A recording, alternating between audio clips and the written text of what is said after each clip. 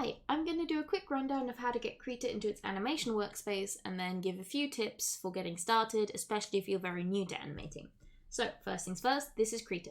This is how it looks when you first download it and open it. It's its default workspace, but it's not good for animating. So what we want to do is go up to Window, Workspace, Animation. That gives us Timeline and Onion Skin. Another thing we'll want before we get going into animating is a custom color selector.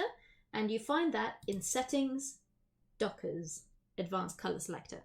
Now, there's other ones you can mess around with that'll be useful for some people, not useful for other people. Customize it to your own preferences. I recommend for everyone trying this. This gives you a color wheel, you can pick whatever tone you want. So, now we have everything set up, we're ready to start animating. But before we do that, we want to take a look at our settings, which is this button here. This gives you the animation settings. Two things to look at here. Firstly, frame rate. It'll default to 24 frames per second.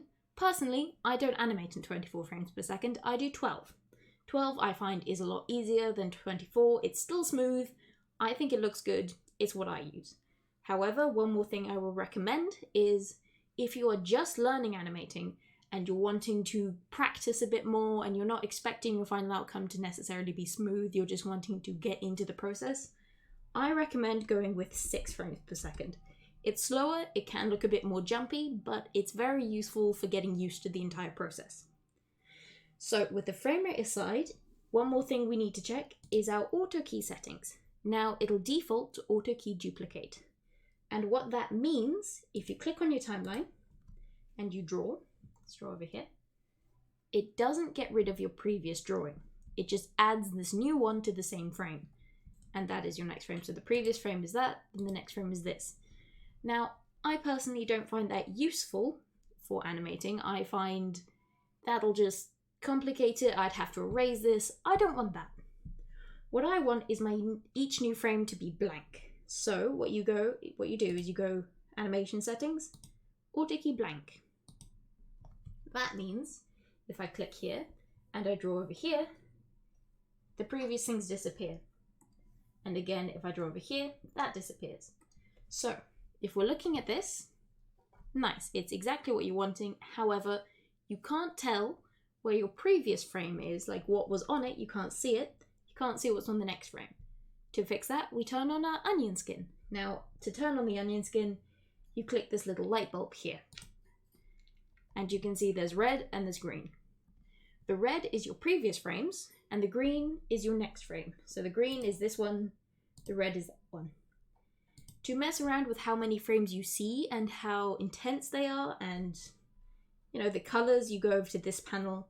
To mess around with how many you have these ones, you can slide these up and down to show how intense you want them. If I slide the first one up, that gets more intense. If I put it way down, it gets less intense.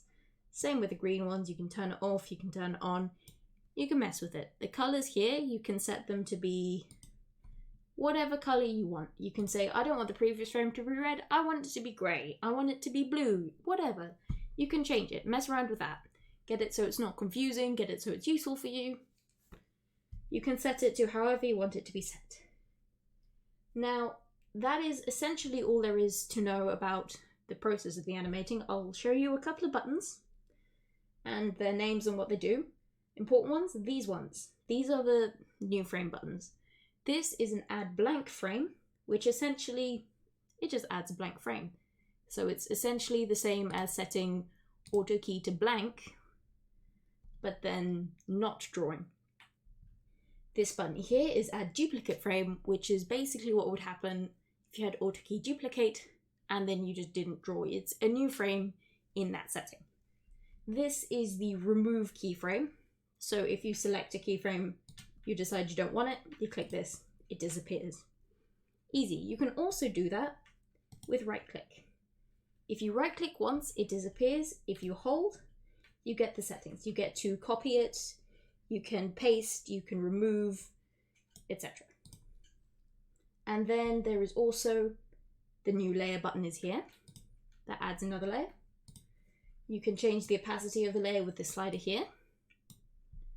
Your pen menu is up here, where you can pick different pens, different styles, and then your eraser is here.